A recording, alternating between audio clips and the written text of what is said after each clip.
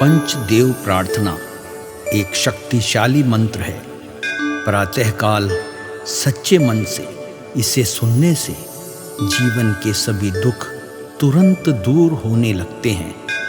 पंचदेव प्रार्थना को प्रतिदिन सुनने से जीवन के असंभव कार्य भी संभव हो जाते हैं। तो आइए सुनते हैं यह पंचदेव प्रार्थना। गजाननं भूतगणादिसेवितं कपित्थजम्बूफलचारुभक्षणम् उमासुतं शोकविनाशकारकं नमामि विघ्नेश्वर पादपङ्कजम्। कर्पूरगौरं करुणावतारं संसारसारं भुजगेन्द्रहारं सदा वसन्तं हृदयारविन्दे भवं भवानी सहितं नमामि। शान्ताकारं भुजगशयनं पद्मनाभं सुरेशं विश्वाधारं गगनसदृशं मेघवर्णं शुभांगं लक्ष्मीकान्तं कमलनयनं योगिभिर्ध्यानगम्यं वन्दे विष्णु भवभयहरं सर्वलोकैकनाथम्।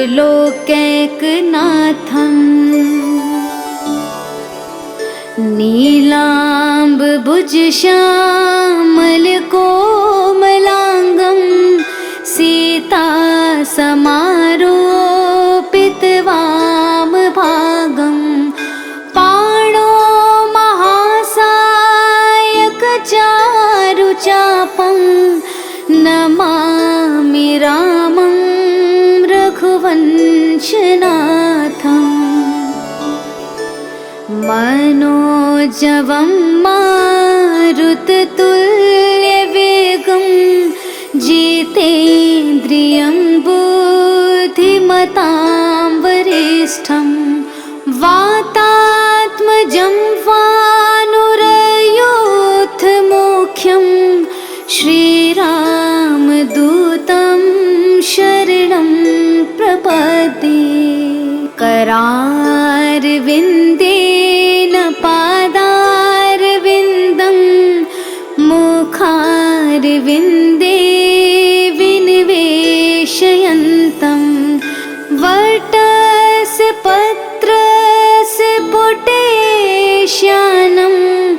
बालं मुकुन्दं मनसा स्मरामि। या देवी सर्वभूतेषु शक्तिरूपेण संस्थिता नमस्तस्यै नमस्तस्यै नमस्तस्यै नमो नमः। नीलाञ्जनासमाभासं रविपुत्रं यमाग्रजं छायामार्तण्डसम्भुतं तं नमामि शनैश्चरम्। गजाननं भूतगणादिसेवितं कपित्थजम्बूफलचारुभक्षणम् उमासुतं शोकविनाशकारकं नमामि विघ्नेश्वर पादपङ्कजम्। कर्पूरगौरं करुणावतारं संसारसारं भुजगेन्द्रहारं सदा वसन्तं हृदया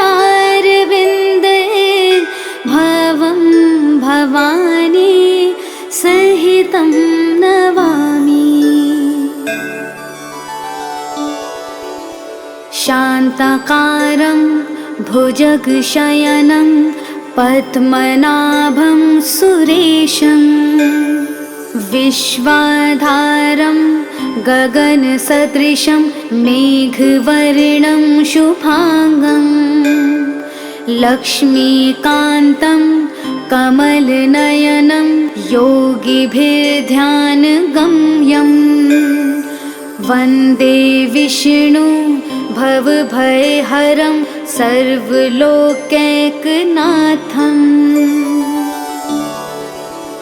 नीलाम्बुजश्यामलकोमलाङ्गं सीतासमारोपितवामभागं पाणो महासायकचारुचापं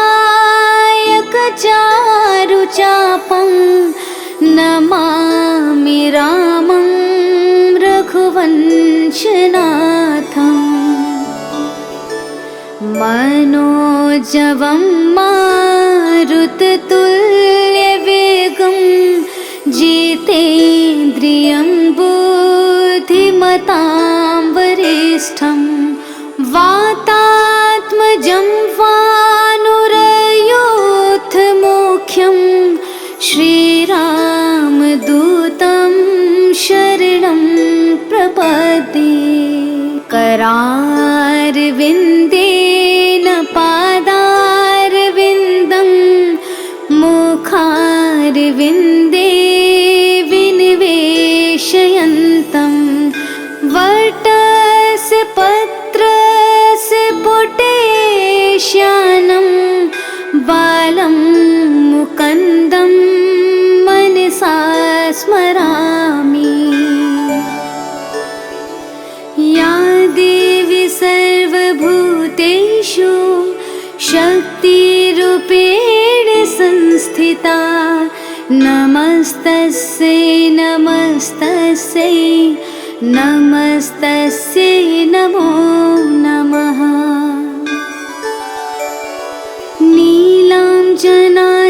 नीलाञ्जनासमाभासं रविपुत्रं यमाग्रजं छायामार्तण्डसम्भुतं तं नमामि शनैश्चरम्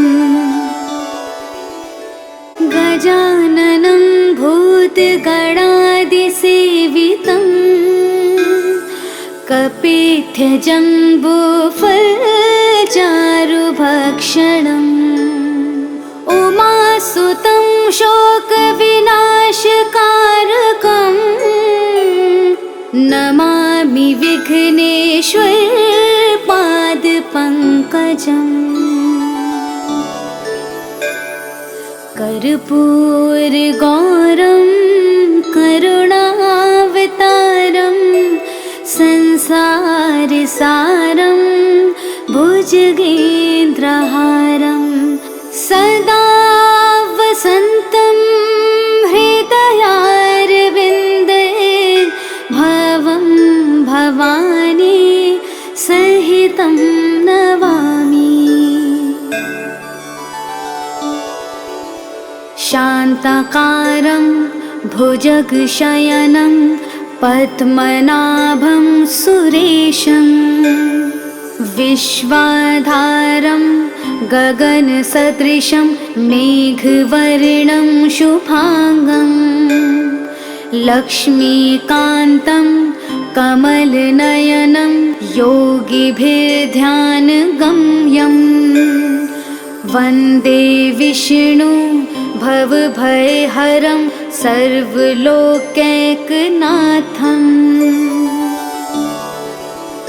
नीलाम्बुजश्यामलकोमलाङ्गं सीतासमारोपितवामभागं पाणो महासायकचारुचापं नमामि रामं रघुवंशनाथम् मनोजवं मारुततुल्यवेगं जितेन्द्रियं बुद्धिमतां वरिष्ठं वातात्मजं वानुरयोऽथमुख्यं श्रीरामदूतं शरणं प्रपद्ये। करारविन्देन पादारविन्दं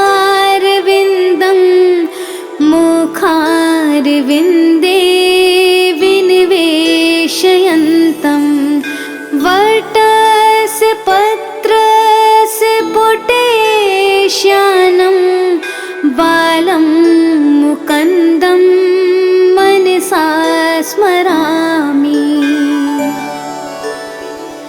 या देवी सर्वभूतेषु शक्तिरूपेण संस्थिता नमस्तस्यै नमस्तस्यै नमस्तस्यै नमो नमः। नीलाञ्जनासमाभासं रविपुत्रं यमाग्रजं छायामार्तण्डसम्भूतं तं नमामि शनैश्चरम्। गजाननं भूतगणादिसेवितं कपित्थजम्बूफलचारुभक्षणम् उमासुतं शोकविनाशकारकं नमामि विघ्नेश्वर पादपङ्कजम्। कर्पूरगौरं करुणावतारं संसारसारं भुजगेन्द्रहारं सदा वसन्तं हृदयारविन्दे भवं भवानी सहितं नमामि। शान्ताकारं भुजगशयनं पद्मनाभं सुरेशं विश्वाधारं गगनसदृशं मेघवर्णं शुभांगं लक्ष्मीकान्तं कमलनयनं योगिभिर्ध्यानगम्यं वन्दे विष्णु भवभयहरं सर्वलोकैकनाथम्। नीलाम्बुजश्यामलकोमलाङ्गं सीतासमारोपितवामभागं पाणो महासायकचारुचापं नमामि रामं रघुवंशनाथम्। मनोजवं मारुततुल्यवेगं जितेन्द्रियं बुद्धिमतां वरिष्ठं वातात्मजं वानुरयोऽथमुख्यं श्रीरामदूतं शरणं प्रपद्ये। करारविन्देन पादारविन्दं मुखारविन्दे विनिवेशयन्तं वटस्य पत्रस्य पुटेश्यानं बालं मुकुन्दं मनसा स्मरामि। या देवी सर्वभूतेषु शक्तिरूपेण संस्थिता नमस्तस्यै नमस्तस्यै नमस्तस्यै नमो नमः। नीलाञ्जनासमाभासं रविपुत्रं यमाग्रजं छायामार्तण्डसम्भुतं तं नमामि शनिश्चरम्। गजाननं भूतगणादिसेवितं कपित्थजम्बूफलचारुभक्षणम्। उमासुतं शोकविनाशकारकं नमामि विघ्नेश्वरपादपङ्कजम्। कर्पूरगौरं करुणावतारं संसारसारं भुजगेन्द्रहारं सदा वसन्तं हृदयारविन्दे भवं भवानी सहितं नमामि।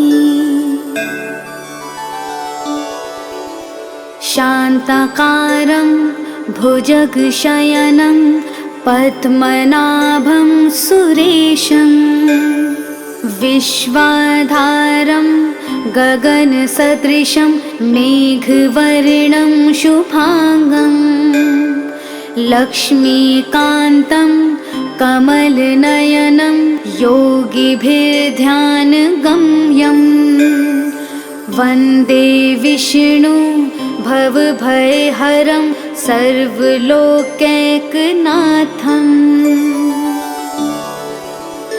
नीलाम्बुजश्यामलकोमलाङ्गं सीतासमारोपितवामभागं पाणो महासायकचारुचापं नमामि रामं रघुवंशनाथम्।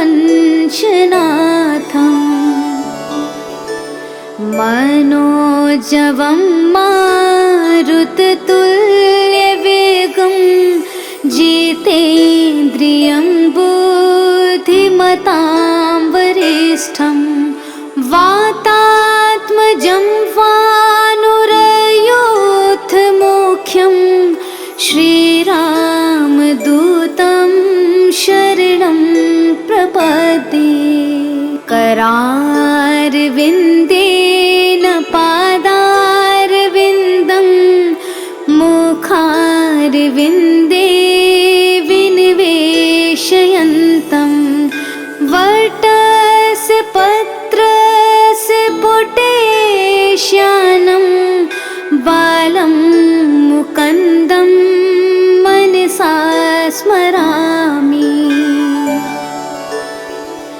या देवी सर्वभूतेषु शक्तिरूपेण संस्थिता नमस्तस्यै नमस्तस्यै नमस्तस्यै नमो नमः।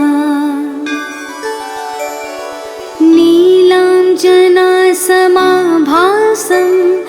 रविपुत्रं यमाग्रजं छायामार्तण्डसम्भुतं तं नमामि शनिश्चरम्। गजाननं भूतगणादिसेवितं कपित्थजम्बूफलचारुभक्षणम्। उमासुतं शोकविनाशकारकं नमामि विघ्नेश्वरपादपङ्कजम्। कर्पूरगौरं करुणावतारं संसारसारं भुजगेन्द्रहारं सदा वसन्तं हृदयारविन्दे भवं भवानी सहितं नमामि। शान्ताकारं भुजगशयनं पद्मनाभं सुरेशं विश्वाधारं गगनसदृशं मेघवर्णं शुभांगं लक्ष्मीकान्तं कमलनयनं योगिभिर्ध्यानगम्यं वन्दे विष्णु भवभयहरं सर्वलोकैकनाथम्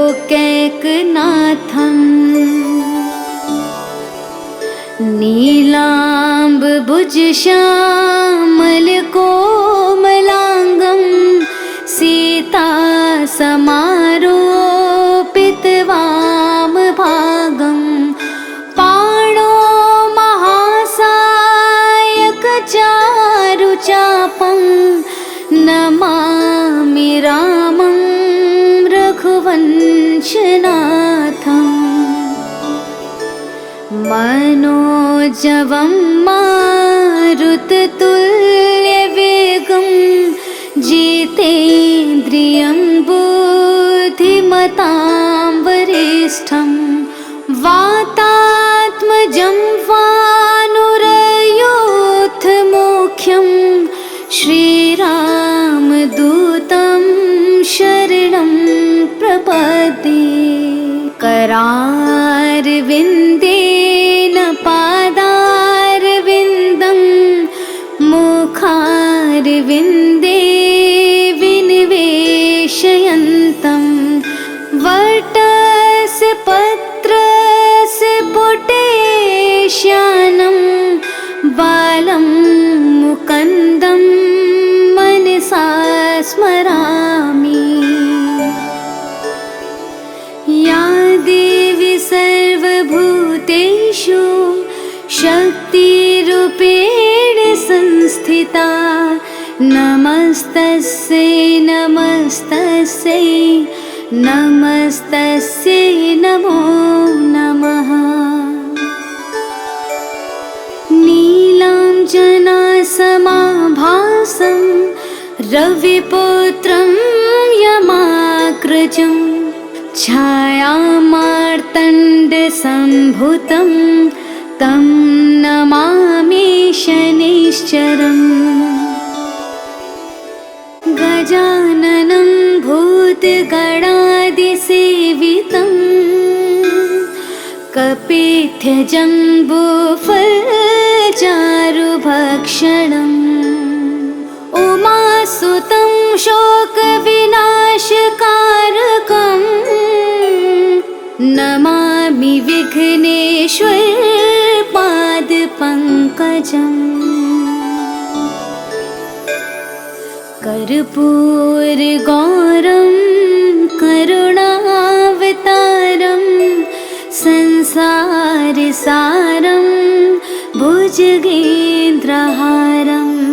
सदा वसन्तं हृदयारविन्दे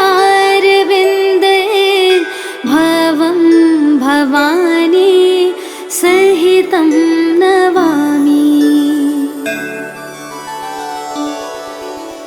शान्ताकारं भुजगशयनं पद्मनाभं सुरेशं विश्वाधारं गगनसदृशं मेघवर्णं शुभांगं लक्ष्मीकान्तं कमलनयनं योगिभिर्ध्यानगम्यं वन्दे विष्णु भवभयहरं सर्वलोकैकनाथम्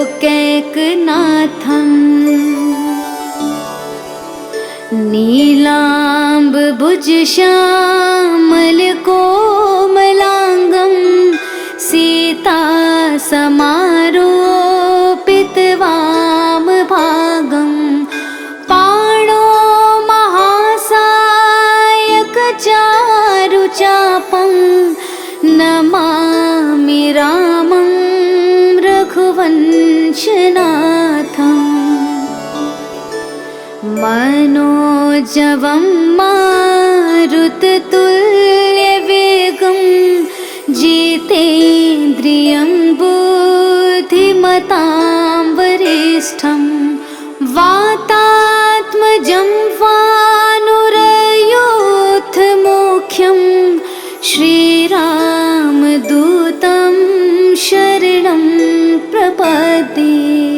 करारविन्देन पादारविन्दं मुखारविन्दे विनिवेशयन्तं वटस्य पत्रस्य पुटेश्यानं बालं मुकुन्दं मनसा स्मरामि। या देवी सर्वभूतेषु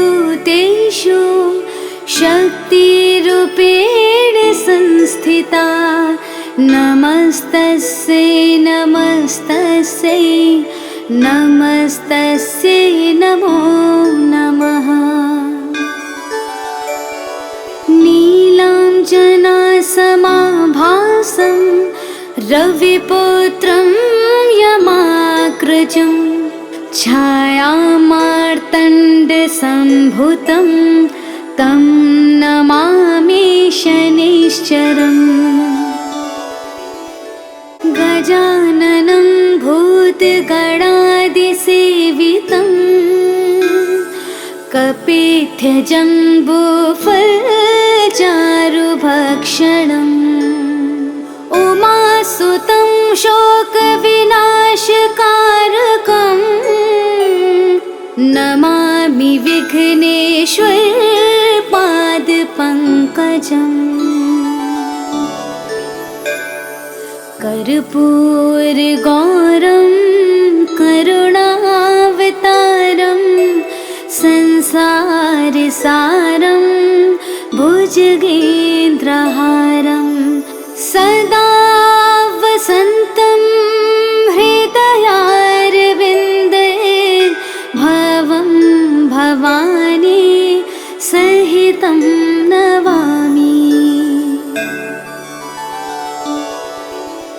शान्ताकारं भुजगशयनं पद्मनाभं सुरेशं विश्वाधारं गगनसदृशं मेघवर्णं शुभांगं लक्ष्मीकान्तं कमलनयनं योगिभिर्ध्यानगम्यं वन्दे विष्णु भवभयहरं सर्वलोकैकनाथम्।